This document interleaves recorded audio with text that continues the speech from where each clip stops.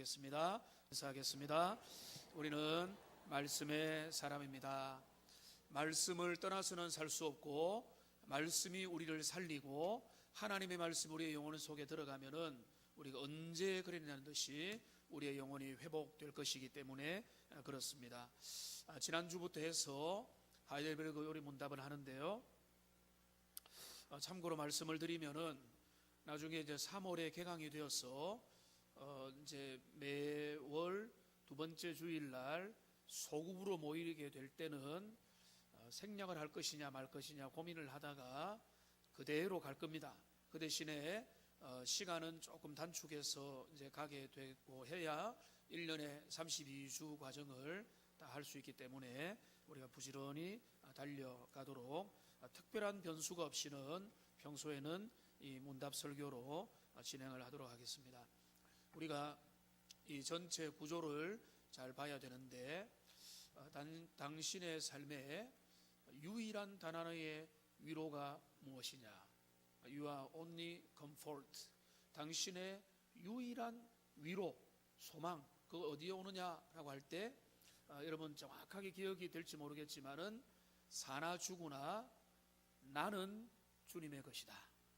주님이 나를 하나님의 자녀 삼아 주셨다 라고 하는 이것, 그리고 그것을 위해서 삼위일체 하나님께서, 성부 하나님, 성자 예수님, 성령 하나님께서, 성자 예수님은 피를 흘려주셨고 성부 하나님은 그 모든 것들을 지금도 공급하시면서 성령 하나님은 지금도 우리를 이끌어 가시는 그 삼위 하나님의 놀라운 은혜 속에 우리가 있기 때문에 우리의 위로는 그것이다.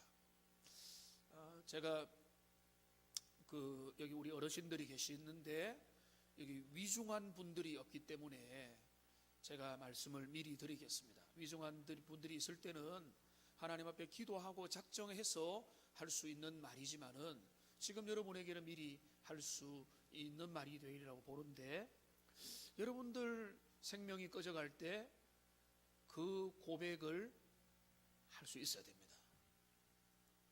하나님의 사람이 된다는 것은 내가 생명이 꺼져갈 때 나는 왜 이렇지? 나는 저주받은 인생인가? 나는 왜 이렇게 아픈가? 내게는 왜 질병이 있는가? 이렇게 된다는 것은 우리가 교통정리가 안 돼 있는 것입니다. 우리가 믿음 다 팔아먹는 것이 될 수도 있는 것입니다.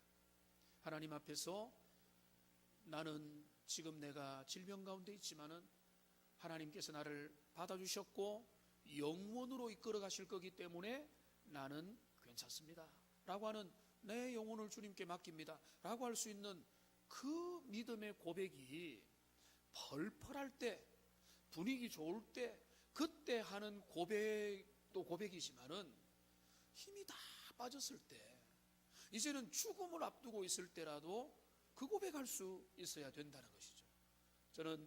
저와 여러분들이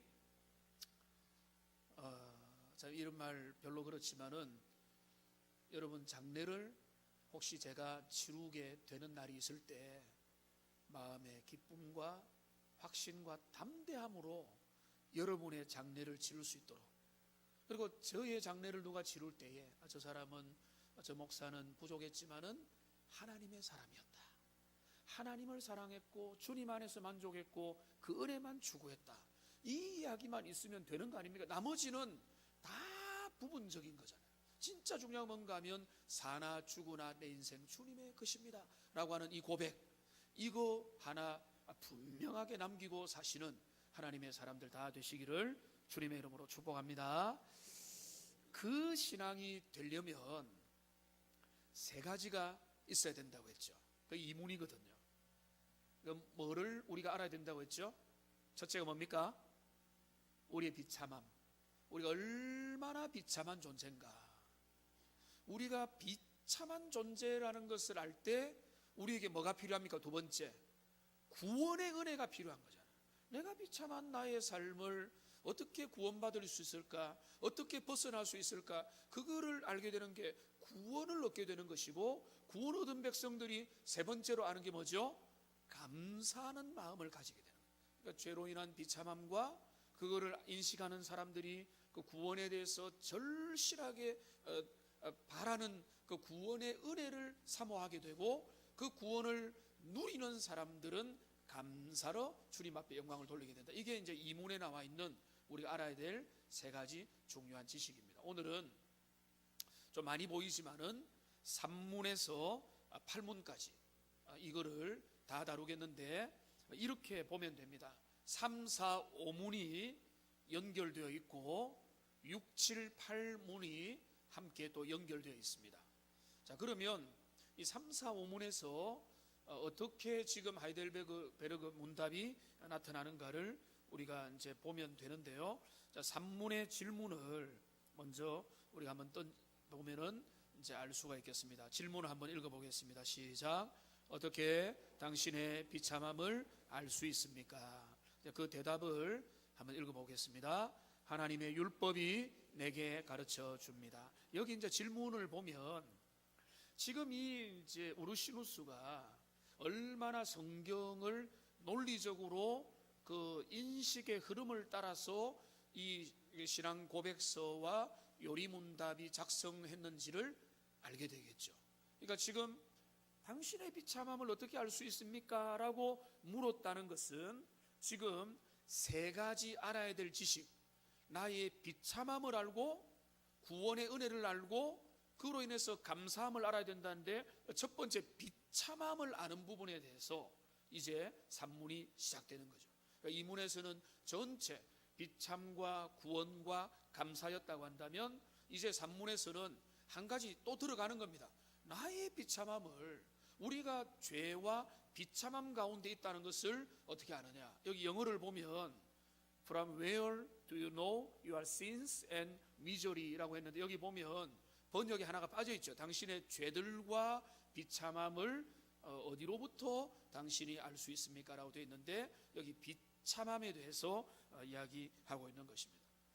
근데 우리의 비참함을 우리가 하나님의 표준에서 빗나가 있다는 것을, 우리가 주님의 기대를 맞추지 못하는 존재라는 것을 우리가 어떻게 알 수 있느냐? 쉽게 말하면 시험을 쳐보면 내 실력이 드러나게 되는 것이죠. 그러니까 내가 정말로 예를 들어서 사법고시를 쳐본다. 사법고시를 딱 쳐보면 내 능력과 내 실력이 이 정도구나 라고 하는 것을 알게 되는 것이죠. 그래서 이제 1년, 2년, 3년 하다 보면은 내가 이거를 계속 할 건지, 아니면은 나는 여기에는 능력과 자질이 안 되니까 빨리 그만둘 건지를 결정을 하게 되는데, 내가 열심히 했다, 내가 실력이 있다, 없다 말할 필요가 없죠. 왜냐하면 그 기준이라는 게 딱 제시가 되면 그 기준에 내가 도달했느냐 도달하지 못했느냐만 남게 되기 때문에 그런 것입니다. 그러니까 이 대답을 보시면 우리의 비참함을 알 수 있는 것은요, 기준이 있어야 그거를 알 수가 있는 거예요. 그러니까 그 기준이 뭔가 하면 뭐라고요? 하나님의 율법이 기준이 되는 것입니다. 율법 하니까 좀 무섭죠. 율법이 아니라도 괜찮습니다. 하나님의 법이라도 괜찮습니다. 하나님의 계명이라도 괜찮습니다. 하나님의 명령이라도. 하나님의 명령을 우리의 삶에 비추어 보면, 하나님의 명령 앞에 우리가 서게 되면 우리가 얼마나 주님 앞에서 비참하고 죄인인 상태인지를 우리가 알게 된다라고 하는 것입니다. 그러니까 율법이, 주님의 법이 우리에게 해주는 제일 강력한 기능이 뭔가 하면 죄를 깨닫고 생각나게 해주는 그런 기능을 하고 있는 것입니다. 그러니까 이제 죄하면, 죄 헬라어로 한번 따라합시다. 하말티아. 이 하말티아라고 하는 헬라어인데, 이 기본 개념이 뭔가 하면 관역에서 벗어난 것입니다. 관역에서 벗어나고 기준을 넘어선 것이다. 표준을 벗어난 것, 이게 바로 죄의 개념인 것입니다. 자, 그러면 어떤 사람이 양궁을 하는데 그 사람이 실격입니다 라고 하는 것은, 실격이라고 말할 수 있으려면 뭐가 있어야 됩니까? 관역이 있어야 되는 거죠. 관역이라고 하는 기준이 있어야 그 기준에 맞는지 안 맞는지가 판별이 되는 거잖아요. 기준 없이 아무데나 쏴라 해놓고 뭐 성공과 실패를 말할 수가 없는 거죠. 그러니까 하나님의 법은 우리의 삶에 주님이 원하는 기준이라는 겁니다. 기준이요, 관역이요, 표준이기 때문에 그 하나님의 말씀을 통해서 우리는 우리의 죄를 깨닫게 되는 것입니다. 신호등 이야기를 다시 한 번 더 하기 원합니다.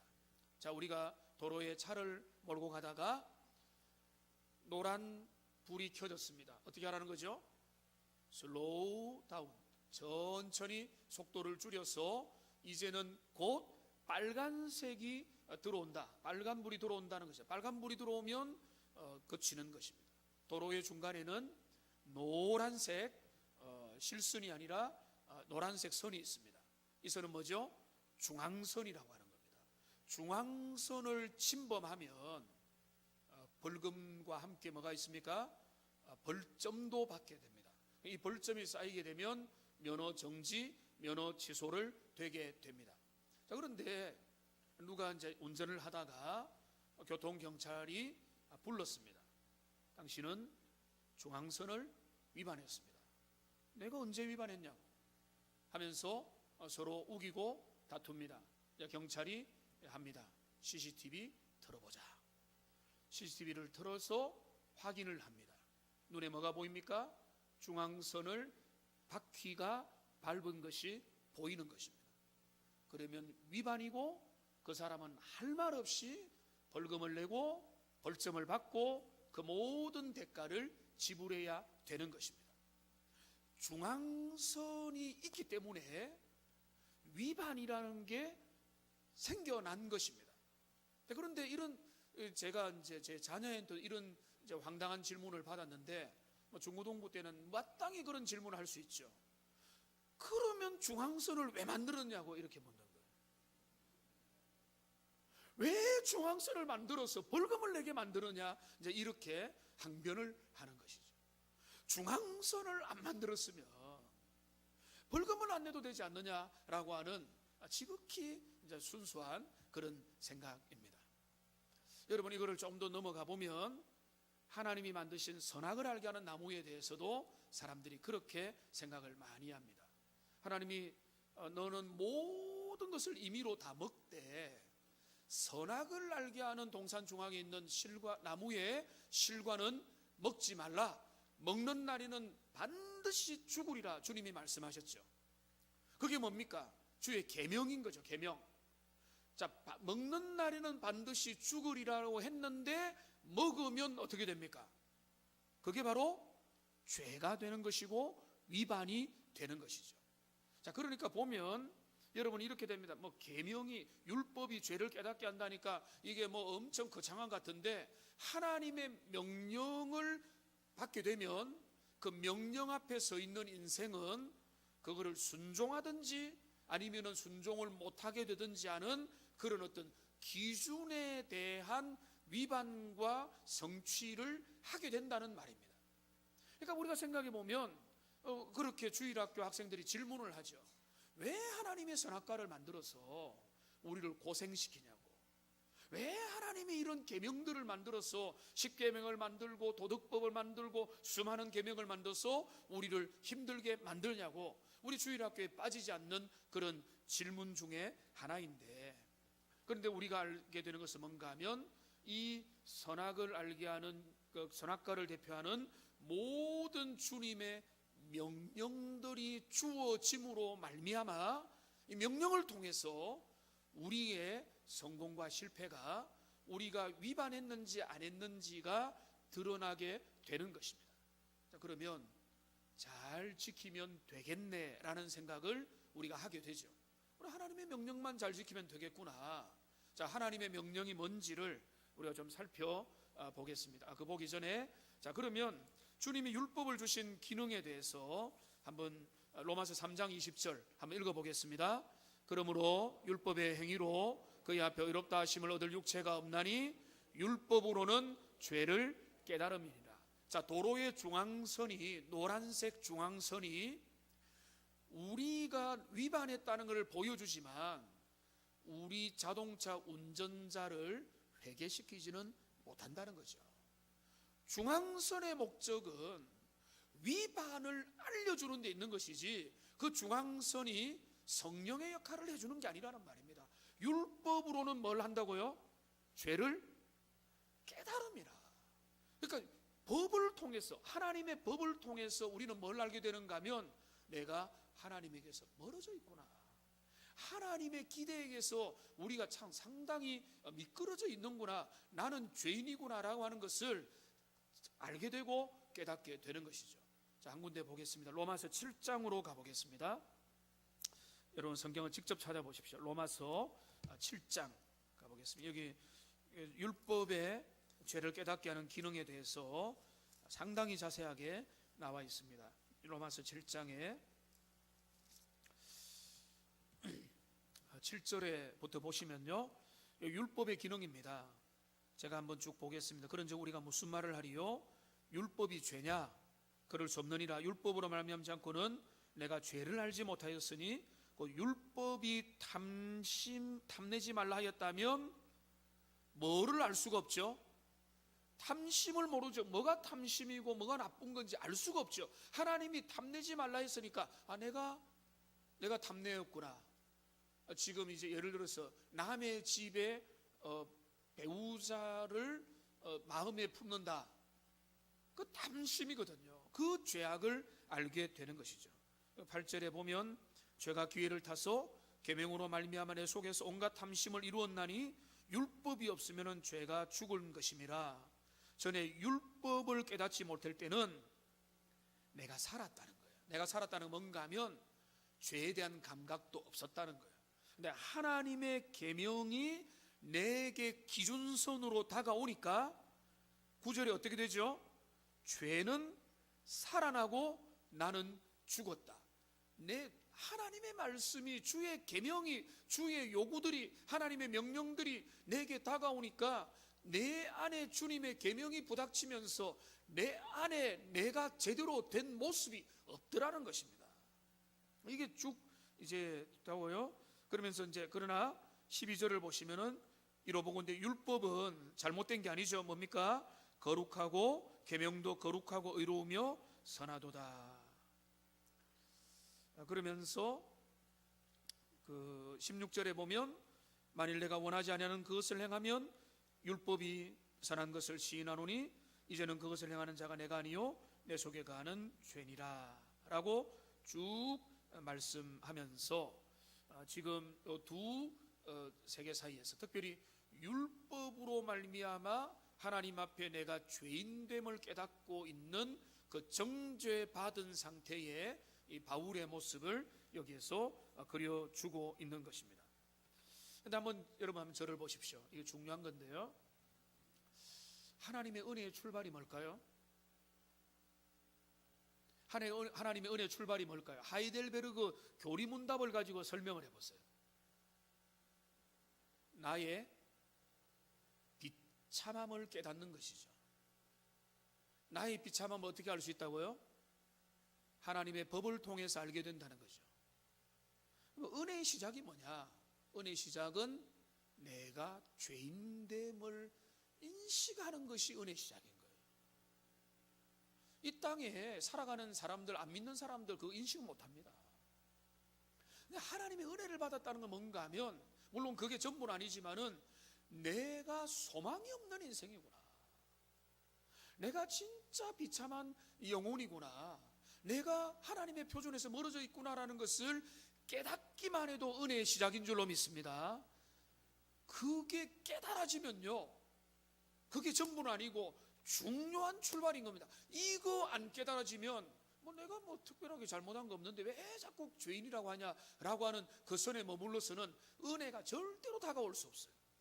그러니까 여기서 나타나는 게 뭔가 하면 하나님의 계명, 주의 말씀, 강단의 설교, 하나님의 말씀을 읽고 발견하고 내 삶을 돌아보면서 부닥치고 한계를 발견하고 내가 부족함을 느끼고 내가 정말로 의인인 줄 알았는데, 나는 그래도 착한 줄 알았는데 하나님의 그 절대적인 눈으로 볼 때 내가 얼마나 죄인가를 느끼게 될 때, 바로 그때가 실제로는 은혜를 향해서 부르시는 주님의 부르심의 출발점에 있다는 거예요. 그러니까 그런 절망하는 사람들을 볼 때 당신 절망하지 마라고 할 것이 아니라 오히려 우리의 믿음의 선배들은 이렇게 기도했습니다. 주여 나를 절망케 하소서. 왜 그런 기도를 했는가 하면 내가 절망의 깊이가 깊을수록 은혜가 더 크게 다가오게 되기 때문에 그런 것입니다. 자, 그러니까 지금 이제 우리의 비참함을 알기 위해서는 하나님의 법이 내게 다가와야 되고 주님의 법과 나의 인격이 부닥치게 될 때 거기에서 내가 죄의 비참함을 알게 되는데, 하나님의 법이 뭐냐? 하나님의 법이 여기 사문에 나타나 있습니다. 제 사문 문제를 같이 한번 읽어보겠습니다. 하나님의 율법이 당신에게 무엇을 요구합니까? 마태복음 22장에서 그 내용이 나와 있습니다. 여러분, 이거 한번 정리를 해봅시다. 마태복음 22장을 펴놓고 성경에 율법이 많이 있죠. 그 모든 계명이 구약에서 무엇으로 정리가 됩니까? 구약의 모든 계명들이 한마디로 말하면 뭐로 정리되죠? 크게 말해보세요. 한 세 분이 말한 것 같은데, 구약에서 정리되는 게 뭔가 하면 10계명입니다. 10계명. 그죠? 출애굽기 20장에 나타나는 10계명이 모든 계명을 총괄적으로 정리하는 것이 구약의 10계명입니다.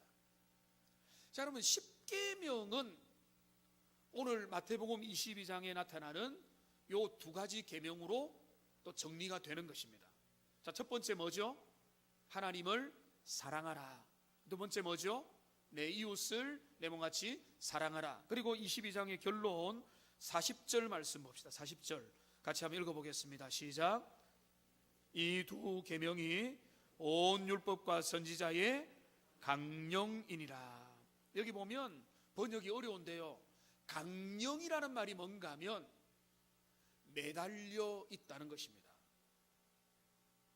달려 있다는 것입니다. 자, 이렇게 말하죠. 나의 목숨이 당신에게 달려 있다. 당신의 말 속에 내 미래가 달려 있다라고 할 때 이 강령이라는 것은 그 모든 것들이 거기에 매여 있는 겁니다.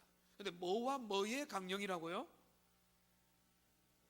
율법과 선지자가 모든 것들이 여기에 매여 있다는 거예요. 율법과 선지자는 뭡니까? 율법은 뭘 말하죠? 구약의 모세오경으로 대변되는 모세오경을 비롯한 율법서를 말합니다. 선지자는 선지서입니다. 그러니까 율법과 선지자는 한마디로 말하면 구약 성경이에요. 그러니까 지금 예수님이 정리를 뭐라고 해주는가 하면 율법과 선지자가 완전히 매여 있는 그 핵심은 뭔가 하면 두 계명이라는 거죠. 그 두 계명은 우리가 알고 있는 대로 하나님을 전심으로 사랑하고 내 이웃을 내 몸같이 사랑하라, 이렇게 달려있다는 거예요. 그 모든 계명이 10계명으로 압축되고 10계명을 예수님께서 두 계명으로 압축시켰습니다. 자, 그러면 여러분에게 이렇게 묻습니다. 여러분의 삶에서 하나님을 전심으로 사랑하고 이웃을 내 몸같이 사랑하면 하나님의 뜻을 다 이룬 거 맞습니까? 안 맞습니까? 맞다는 겁니다. 여러분, 그것만 하면 되는 것입니다. 여기 이제 율법사가 예수님에게 질문을 던지죠. 예수님, 제일 큰 계명이 뭡니까? 예수님이 이렇게 대답하지 않습니다. 제일 큰 계명이 따로 있는 게 아니야. 계명은 많아. 어떻게 1순위, 2순위를 정할 수 있어? 계명은 많은 거니까 다 지켜. 주님이 그렇게 안 했죠. 첫째는, 그리고 둘째는 이라면서 정리를 해주셨단 말이에요. 이게 뭔가 하면 하나님을 사랑하라, 내 이웃을 내 몸처럼 사랑하라. 여기에 이거를 잘 지키면 우리가 되는 것입니다. 자, 그러면 여러분 한번 대답해 보십시오. 여러분, 하나님을 사랑하십니까? 아멘. 확실하게 봐. 하나님 사랑하십니까? 이웃을 사랑하기 원합니까? 다 지키시네요. 자, 그러면은 계명 다 통과, 이렇게 이제 돼야 되는 거죠. 자, 그런데 여기에서 이 계명의 오문은 우리에게 이렇게 질문하고 있습니다. 당신은 그 모든 계명을 완전히 지킬 수 있습니까? 완전하게 지킬 수 있느냐? 여러분, 우리가 나는 주님 사랑합니다, 내 이웃 사랑하기 원합니다, 그렇지 않은 분이 누가 있겠습니까? 우리는 다 의인이죠. 우리는 다 동가죠. 우리는 다 하나님의 법에 위반될 사람도 없는 거죠. 그런데 여기서 주님의 말씀은 우리를 몰아갑니다. 최근에 매일 성경 큐티 하시는 분, 새벽에 말씀을 보는 분들, 마태복음 산상수훈에서 예수님은 뭐라고 합니까? 옛사람에게 말한 바 이런 것을 너희가 들었으나 나는 너희에게 이르노니 너희는 맹세하지 말라. 너희는 오른뺨을 치면 왼뺨도 둘러대고 속옷을 달라면 겉옷도 주고 오리를 가라면 십리도 가라 라고 말하면서 사람들이 가지고 있는 기준의 10배, 100배의 말씀으로 우리의 참된 말씀의 취지를 우리에게 말하는 거죠. 우리는 생각하기를 어떻게 생각하는가 하면, 우리는 눈에는 눈, 이에는 이 정도로만 하면 대충 세상살이에서 이 정도면은 양심적이다 생각을 하는 거예요. 주님 말씀합니다. 그거는 내 뜻이 아니야. 나는 너희가 원수를 사랑하기 원하는 거야. 나는 너희들이 고만고만하게 예의 바르게 그 정도로 해서 그냥 아름답게 그 정도 지키는 그거를 원하는 게 아니라, 나는 너희가 원수를 위해서 기도하는 자가 되라고 하는 게 내 진심이야 라고 말하면서, 우리가 적당히 타협하려고 하는 우리의 어떤 도덕 원리를 우리 주님의 진짜 마음으로 산상수훈에서 우리에게 말씀을 해주고 있는 것입니다. 하나님을 어떻게 사랑하라고 했습니까? 여기 보시면 37절에서 하나님을 어떻게 사랑하라고 했죠? 마음을 다하고 목숨을 다하고 뜻을 다하여서 주 너희 하나님을 사랑하라. 여러분, 다시 묻습니다. 마음을 다하고 목숨을 다하고 뜻을 다하고, 구약에 보면 또 성품을 다하고 힘을 다하고 있는데 그렇게 사랑하세요?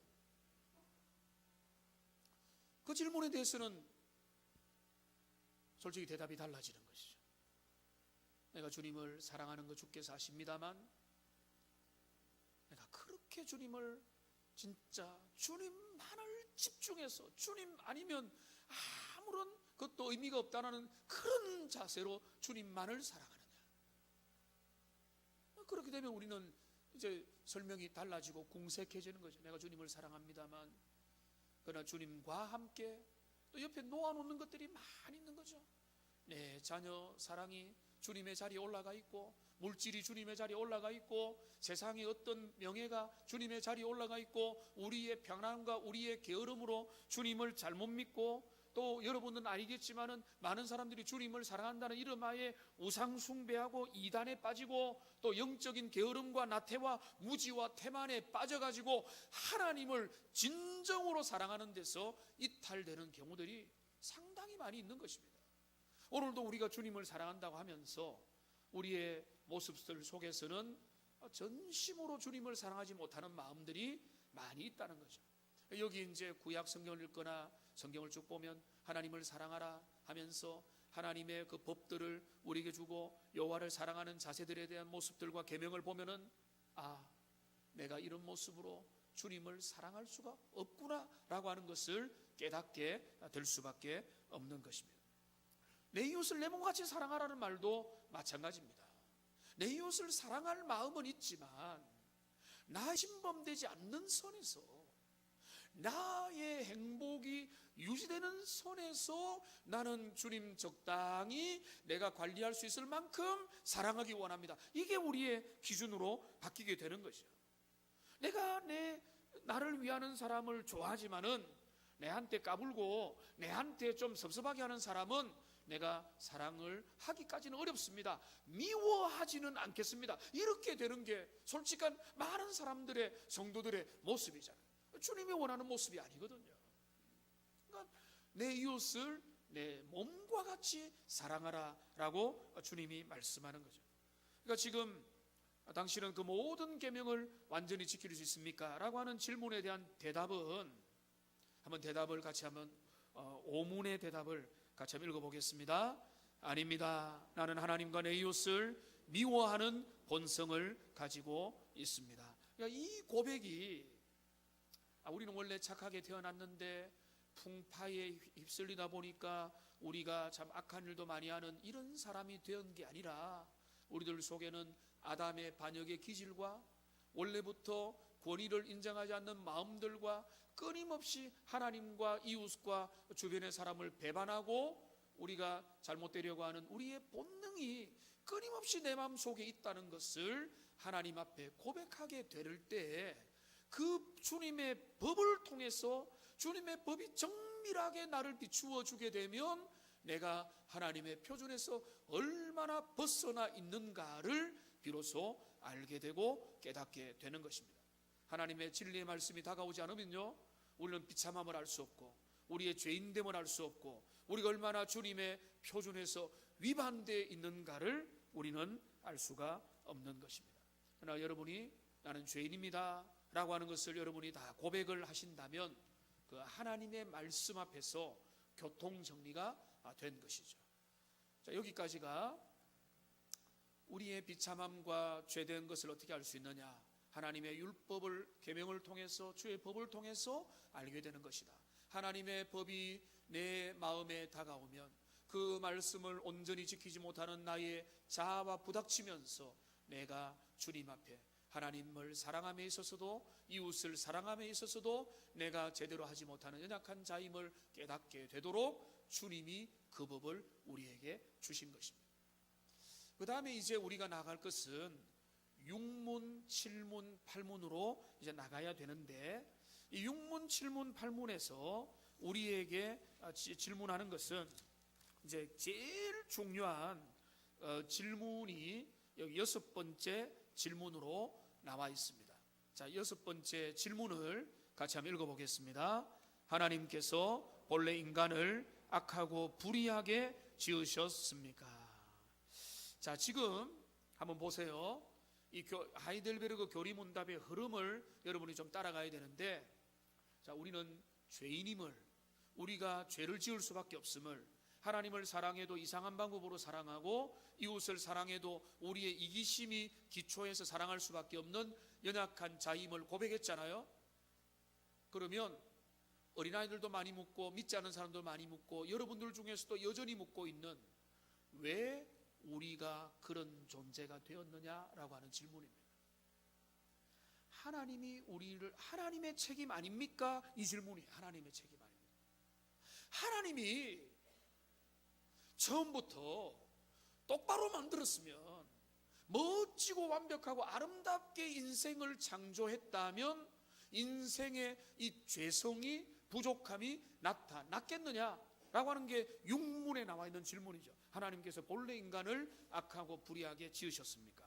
먼저 그 대답부터 같이 한번 읽어보겠습니다. 같이 읽겠습니다. 시작. 아닙니다. 하나님께서는 인간을 자신의 형상대로 선하게, 즉 의롭고 거룩하게 창조하셨습니다.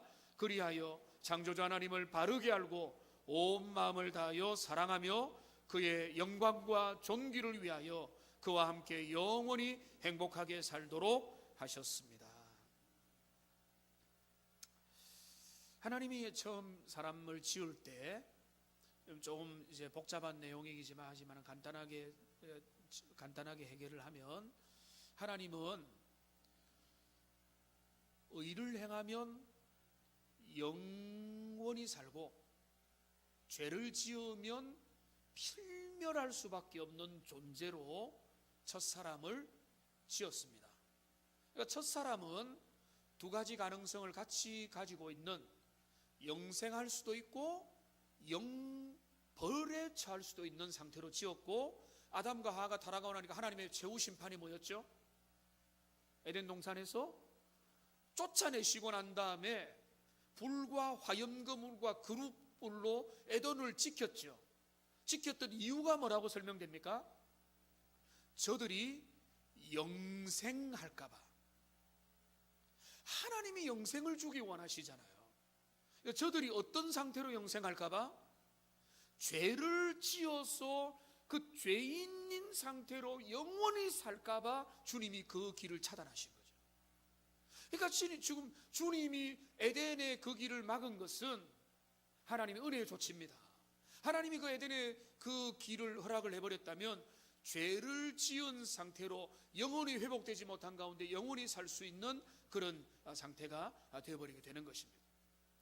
올해도 몇 번의 장례식이 있었는데 여러분들 가족들 중에도 중병이 걸린 분도 있죠. 여러분 그럴 때 여러분 마음이 흔들립니다. 하나님 어디 계십니까? 라고 흔들립니다. 저는 어제 서울에 결혼식을 다녀왔지만 또 하나 마음에 무거운 숙제를 하나 해야 됐습니다. 그건 뭔가 하면 20살짜리 만으로 18이 되는 처조카가 지금 이제 의료진에 이제는 손을 떠나 있는 상태가 되어 있습니다. 백혈암, 백혈병, 혈액암, 온몸이 퉁퉁 부어 있습니다. 제가 이 아이에게 그냥 가서 그냥 위로하고 와야 되겠다 생각했지만 마음속에 무엇을 이 아이에게 할 수 있을까? 해답이 없습니다. 어떤 위로가 있겠습니까? 그 부모에게 무엇이 위로되겠습니까? 제가 기도로 준비하면서 이야기만 했습니다. 하나님이 너에게, 우리 혁진이에게 그런 일을 허락하신 거 이해가 안 되지? 하니까 옆에 있는 엄마가, 그 처제가, 혁진이가 병이 난 초기에 계속해서 물었던 질문이 그거래. 엄마한테 물었던 질문. 왜 하나님이 나에게 일을 허락하셨는가? 제가 그랬습니다. 최근에도 음주운전 사고 때문에 죽은 젊은이도 있고 하루에도 수많은 사람들이 이 땅에서 죽어간다. 너 알고 있지? 알고 있다고. 사람들이 많이 죽어갈 때는 남의 이야기로 생각했는데 그 일이 내게 다가오니까 너무 크게 보이지만은 이 모든 일들의 원인은 하나님이 그렇게 하신 게 아니라 죄의 결과다. 그거는 나도 혁진이 너에게 그 일이 왜 일어났는지는 모르겠지만은 인생이 타락하고 죄의 결과로서 그런 일이 일어나기도 하고 일어났었고 지금도 수많은 사람이 사건과 사고와 질병으로 죽어가고 너는 젊었기 때문에 내가 정말로 안타깝지만은 너에게도 그런 일이 일어날 수 있는 거야. 정말로 중요한 것은 뭔가 하면 너의 인생이 사나 죽으나, 제가 하이델베르그 교리 이야기를 했습니다. 하나님 나를 자녀 삼아 주셨다는 거 그 믿음으로 붙들고 네 인생 주님께 맡겨라 라고 기도해주고 격려해주고 부모도 사실 들으라고 그 이야기를 한 것이죠. 우리는 우리의 삶에서 내 가정에 내 자녀들 가운데 내 주변에 그런 일이 일어나면 딱 드는 생각이 뭔가 하면 하나님 어디 계십니까? 평소에는 우리가 별로 관심 없어요. 하나님 어디 계셔도 별로 관심 없는데 내 가정에 내 자녀 한번 맞으면 정신이 번쩍 들면서 주님께 원망하게 되는 거예요. 하나님 어디 계십니까? 하나님은 여전히 이 땅 가운데 그 세상의 질서 가운데 하루에도 수백 명 수천 명이 죽어가잖아요. 이제 그런 게 바로 타락한 죄악의 원인이지 그 원인의 책임을 주님에게 돌리면 안 된다는 것입니다. 지금 이 질문이 그거를 말하고 있는 거예요. 그러니까 하나님께서 첫 번째 사람을 만드실 때 창세기 1장으로 빨리 가보겠습니다. 창세기 1장을 한번 찾아보십시오. 창세기 1장 26절 27절 잘 아는 말씀이겠지만 같이 한번 읽어보겠습니다. 같이 성경을 보고 읽겠습니다. 시작. 하나님이 이르시되 우리의 형상을 따라 우리의 모양대로 우리가 사람을 만들고 그들로 바다의 물고기와 하늘의 새와 그것을 다스리게 하자 하시고 하나님이 자기 형상 곧 하나님의 형상대로 사람을 창조하시되 남자와 여자를 창조하시고, 여기 이제 하나님의 형상대로 창조하셨다고 했는데 제가 간단하게 보면 하나님의 형상이 뭘까 논의들이 많이 있습니다. 하나님의 형상은 우리가 쉽게 말하면 우리가 아무리 타락했어도 우리의 모습 속에는 하나님의 형상이 남아 있는 것이죠. 그렇기 때문에 예수를 추구하고 그리고 아름답고 장엄한 모습을 보면 마음에 뭐 영감을 받기도 하고 아주 멋지게 반응하고 감응하는 게 뭔가 하면 하나님의 형상이 우리들 속에 있기 때문에 그런 건데, 하나님의 형상이 남자와 여자로 지어진 것이라고 보는, 남자와 여자로 만든 것 속에 하나님의 형상이 있다는 것도 보기도 하고, 우리의 형상이라고 하는 그 말의 힌트를 얻어서 삼위일체 하나님께서 친밀하게 교제하는 그 모습, 이게 바로 하나님의 형상이다. 그러니까 교회가 성령 충만하면 하나님 은혜 속에서 정말로 세상의 가족 저리 가라 할 정도로 함께 사랑하고 교제하는, 이것이야말로 하나님의 형상의 회복이다 라고 하는 그런 견해까지 있지만은, 이 성경을 가지고 우리가 보면 하나님의 형상이 나타나 있는 구절이 있습니다. 여기 에베소서 4장 24절 같이 한번 읽어보겠습니다. 시작.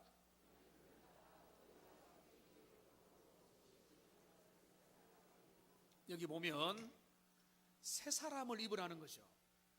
자, 새 사람을 입는다는 걸 보면 이건 어떤 말인가 하면 첫사람으로 돌아간다는 말입니다. 우리가 이 땅에서 완전히 돌아갈 수는 없지만은 성령님께서 우리를 새로운 피조물이 되게 하셨다는 것은 첫 번째 타락하기 전의 사람의 상태로 돌아가도록 우리를 새롭게 하신다는 거예요. 새로운 피조물이 됐다는 말은 그 말인데, 이 새 사람의 특징이 뭔가 하면 의와 진리와 거룩함이 그 속에 온전히 나타나는 형태, 이게 바로 새 사람의 특징, 하나님의 형상이라는 거예요. 하나님의 형상이 그 속에서 이루어진다. 너희 속에 하나님의 형상이 이루어질 때까지, 내가 오늘도 뭐 산고의 수고를 다했던 바울의 그 고백이 뭔가 하면, 주님의 형상이 이루어진다는 것은 주님처럼 겉모습이 담는다가 아니라 의와 진리의 거룩함으로 우리의 속사람이 지어진다라고 하는 의미가 되는 것이죠. 거기에 좀 더 이제 비슷한 말인데 골로새 3장 10절도 읽어보겠습니다. 새 사람을 입었으니 이는 자기를 창조하신 이의 형상을 따라 지식에까지 새롭게 하심을 입은 자니라. 여기 보면 새 사람을 입었다. 타락하기 전에 그 새 사람, 하나님이 첫 사람을 만들 때 그 아름다운 모습을 그에게 지었고 만들었고, 그 사람이 입어지게 될 때에 하나님의 형상이 회복되는데, 그 형상의 모습 중에 중요하게 나타나는 게 뭔가 하면 지식이 새롭게 된다. 그러니까 지금 하나님의 형상 중에서 주로 말하는 게 뭔가 하면, 한번 따라 합시다. 참지식, 의, 거룩. 참지식, 의, 거룩이 뭐 이게 이제 그 가치로 대표되는 새로운 하늘의 성품들이 그 속에 심기워지는 것, 이게 바로 하나님의 형상 회복이 된다는 것입니다.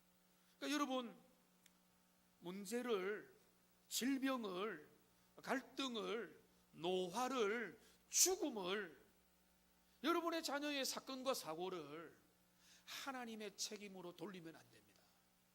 오히려 그 모든 것들의 책임이 타락한 인생과 피조 세계의 그 죄의 결과요, 죄의 모습이기 때문에 우리는 그거를 안타까워해야 되는 겁니다. 여러분, 선의를 가지지 않고 출발한 정부가 있을까요? 있을 수 있겠죠. 뭐 잘 먹고 잘 살려고 했던 정부가 있겠죠. 현대의 선진국의 정부 중에 어떤 정부가 뭐 말아먹으려고, 나라를 망치려고 하는 정부가 있겠습니까? 그리고 모든 사람들 속에는 선의라는 게 있지 않겠습니까? 그러나 세상은 어떻게 돌아갑니까? 그 원하는 대로 절대로 돌아가지 않죠. 모순과 갈등과 죄악들과 싸움들과 모든 잘못된 것들이 그 가운데 일어나는 것입니다. 그 왜 그러냐? 죄의 결과이기 때문에 그런 거예요. 그러니까 지금 우리가 죄의 책임을, 오늘의 모순의 책임을, 이 세상의 책임을 하나님께 돌리면 안 되기 때문에 오늘 요 이제 여섯 번째 질문, 그 여섯 번째 질문이 우리에게 주어진 것입니다. 그 다음에 그러면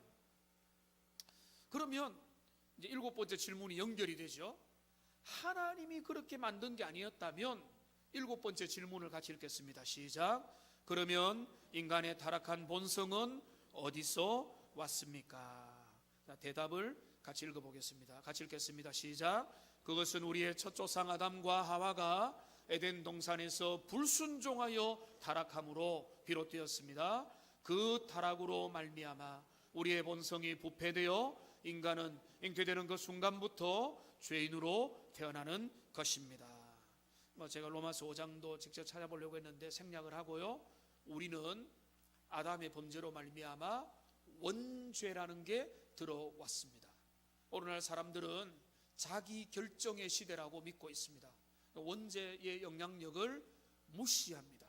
우리가 잘하면 된다, 의지를 가지면 될 거다, 잘해보자. 그렇지 않습니다. 원죄의 영향력은 우리의 속에 끊임없이 우리를 괴롭힙니다. 선하게 하려고 잘해보려고 해도요, 그 가운데 어려움이 일어나고 갈등이 일어나고 문제가 생깁니다. 문제가 생기면 왜 이럴까? 왜 우리 가정이 이럴까? 우리 교회가 이럴까? 왜 우리 시대가 이럴까라고 절망하지 마세요. 그게 다 뭐라고요? 우리의 타락한 본성 때문이라는 것을 정리를 하고 하나님 앞에 가슴 아파하는 일이 필요한 거죠. 다윗은 그것을 뼈저리게 고백을 했던 사람이거든요. 시편 51편 5절 같이 한번 읽어보겠습니다. 내가 죄악 중에서 출생하였으며 어머니가 죄 중에서 나를 잉태하였나이다. 여러분, 어머니가 못된 분입니까? 그게 아니죠. 지금 다윗은 원죄 이야기를 하는 것입니다. 다윗이 지금 이게 밧세바와 간음죄에 빠져서 그거를 깨닫고 주님 앞에 고민을 회개하면서 하는 그 기도거든요. 그 기도 속에 말하는가 하면 내가 죄악 중에 출생했다 이 말은 뭔가 하면 나는 원죄를 가지고 태어났다. 죄를 안 짓고 싶어도 내 속에는 죄가 거하고 선한 의도를 가지고 있지만 이상하게 꼬이고 내가 남편의 사랑을 받고 싶어서 남편에게 잘하고 내가 아내를 정말로 귀하게 여겨서 내 아내의 사랑을 받고 싶은데 이상하게 남편과 아내가 꼬이고 마치 잘못된 만남인 것처럼 서로 어른거리면서 서로가 서로에게 더 다가서지 못하는 이 일들이 왜 일어날까? 그들에게 선한 의지가 문제가 아니라 그 속에 내가 알지 못하는 원죄의 깊은 영향력이 그 속에 있다는 것입니다. 그러니까 지금 하이델베르그 교리문답이 우리에게 들려주는 것은 뭔가 하면 세상은 우리 생각보다 훨씬 더 악하다는 거예요. 여러분, 어떻게 이 세상은 밝고 따뜻하고 행복하고 아름답다 이런 쪽으로만 생각하면 성경이 이해가 안 됩니다. 해석이 안 됩니다. 그러나 여러분 세상을 어느 정도 다 살아오신 분들은 세상의 모순과 모순 덩어리며 비리가 많고 불법이 성행하고 이런 모습들을 가만히 보면서 이 세상이 왜 이렇게 되었을까를 해석할 수 있는 가장 좋은 잣대는요, 성경적 잣대입니다. 성경적. 인간이 타락했기 때문에 타락한 인생은 좋은 제도를 가지고 좋은 기회를 가지고 좋은 환경이 있어도 결단코 좋은 것을 드러내지 못하는 절대 타락하고 절대 부패할 수밖에 없는 것이다. 이것이 그 질문에 대한 대답인 것입니다. 인간의 타락한 본성은 첫사람 아담으로부터 주어지게 된 것이다. 마지막 질문입니다. 제8문 같이 한번 읽어보겠습니다. 그렇다면 우리는 너무나 부패하여 선이란 전혀 행할 수도 없고 오직 모든 악을 향해 기울어질 뿐입니까? 여러분, 이 질문이 저는 좋은 질문이라고 봅니다. 이 질문 앞에 청소년들은 이렇게 대답을 할 것 같습니다. 이 정도는 아닌 것 같은데 왜 이렇게 대답할 것 같아요? 그죠? 그래도 우리가 정말로 부족하고 연약하지만은 완전히 부패해서 절대 선을 행할 수도 없는 모든 악을 향해 기울어질 수 없는 소망이 없는 존재다. 이건 아니다라고 생각하고 그렇게 대답하고 아마 믿지 않는 사람들의 거의 90% 이상은 이렇게 대답을 할 거예요. 내가 죄인입니다 하면은 뭐 그런갑다라고 하겠지만은 그 정도로 죄인이라고는 생각을 하지 않는 것이죠. 그 대답을 같이 한번 읽어보겠습니다. 같이 읽겠습니다. 그렇습니다. 우리가 하나님의 영으로 거듭나지 않는 한 그렇습니다. 여러분, 이것을 믿음으로 고백하시기 바랍니다. 이미 고백하셨죠, 그죠? 우리 개혁파 신앙인들, 장로교 하나님 신앙인들, 하나님의 말씀의 사람들은요, 이거 인정하는 겁니다. 우리 원죄의 영향력에서 벗어날 수 없는 인생이고, 우리는 아무리 선을 행하고 싶어도 우리의 선한 의지마저도 왜곡되고 타락한다. 그러니까 마틴 루터의 그 가장 탁월한 책 중에, 제가 최근에 읽고 있는 책을 보면은, 어제 기차 타고 올라가면서 그 책을 읽다가 참 감동을 받았는데, 그 이제 루터가 내가 기록한 모든 저작들 중에 유일하게 정말로 떳떳하게 출판에 자신 있는 책이 하나 있다면 그거는 자유의지에 대한 책이라는 거예요. 에라스무스의 그 자유를 대적해서 지었던 그 자유의지에 관한 책인데, 그는 거기에서 유명한 개념을 말하는 거죠. 노예 자유의지. 우리가 내 뜻대로 행하고 내가 하고 싶은 대로 하지만은 그 자유의지마저도 철저하게 타락하고 철저하게 내 뜻대로 되는 것이 아니라 세상과 마귀와 정욕과 이 모든 것들의 뒤에서 조종을 당하는 노예 자유의지라는 거예요. 진정한 자유의지는 새 사람이 될 때, 하나님이 나에게 새로운 은혜를 부어줄 때에 가능한 일이다 라고 지금 루터가 그걸 밝혔는데, 성경이 우리에게 말하는 거죠. 주님이 주의 영이 계신 곳에 자유함이 있느니라. 주께서 너를 자유케 하리니 너가 자유하게 되리라. 이 같은 모든 말씀이 주님이 우리에게 진정한 자유를 주신다는 것입니다. 이제 그러니까 여러분, 우리의 신앙 중에 우리가 신앙이 더 깊이 들어가려면 여러분들 중에 웬만한 분은 교통정리가 됐겠는데, 어떤 것을 우리의 마음이 믿어야 되는가 하면 전적 타락을 인정해야 되는 거예요. 전적 타락. 우리가 조금 나빠졌다, 조금 오염됐다, 이게 아니라 하나님의 표준을 도달할 수도 없을 정도로 완전히 타락해서 소망이 없는 존재라고 하는 것을 철저하게 말씀을 통해서 인정하게 될 때에, 그 전적 타락을 인정하게 되면 그 가운데서, 그러면 우리의 소망은 어디서 오느냐? 그러면 우리는 어디에서 희망을 찾을 수 있느냐? 내게서는 불가능하다는 걸 느끼고 나의 외부의 어떤 도움을 구하게 되면서 그 구원의 은혜를 찾게 되는 것이죠. 이제 말씀을 정리하겠습니다. 오늘 우리는 크게 3, 4, 5문을 통해서 우리의 죄와 비참을 어떻게 깨달을 수 있느냐? 무엇을 통해서 깨닫습니까? 하나님의 율법을 통해서, 주의 계명과 법을 통해서.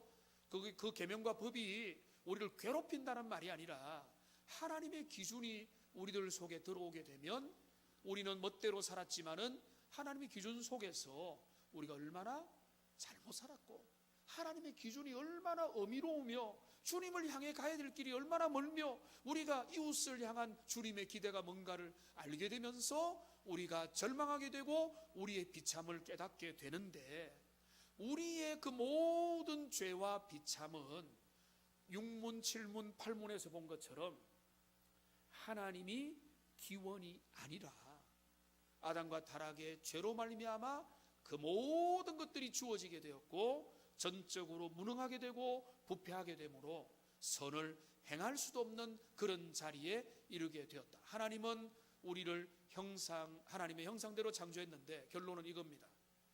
예수 믿고 성령 받고 변화되면 어떤 사람이 되는 거죠? 새 사람이 되는 겁니다. 고린도서 5장 17절 뭡니까? 그런즉 누구든지 그리스도 안에 있으면 새로운 피조물이라. 새로운 피조물이라는 말에 제가 깊이 감동이 된 적이 있습니다. 새로운 피조물이라는 게 뭔가 하면, 영어로 말하면 New Creation입니다. New Creature. 새로운 종족이라는 거예요. 그러니까 우리에게 조금 더 개선된 게 아니라 그리스도 예수의 은혜가 내게 주어지면은 완전히 새롭게 되는 거예요. 생각도 바뀌고 태도도 바뀌고 바라보는 관점도 바뀌는, 그게 우리의 소망이라는 걸 기억하면서 새 사람을 날마다 덧입어서 살아가는 하나님의 사람들 다 되시기를 주님의 이름으로 축복합니다. 기도하겠습니다. 살아계신 하나님,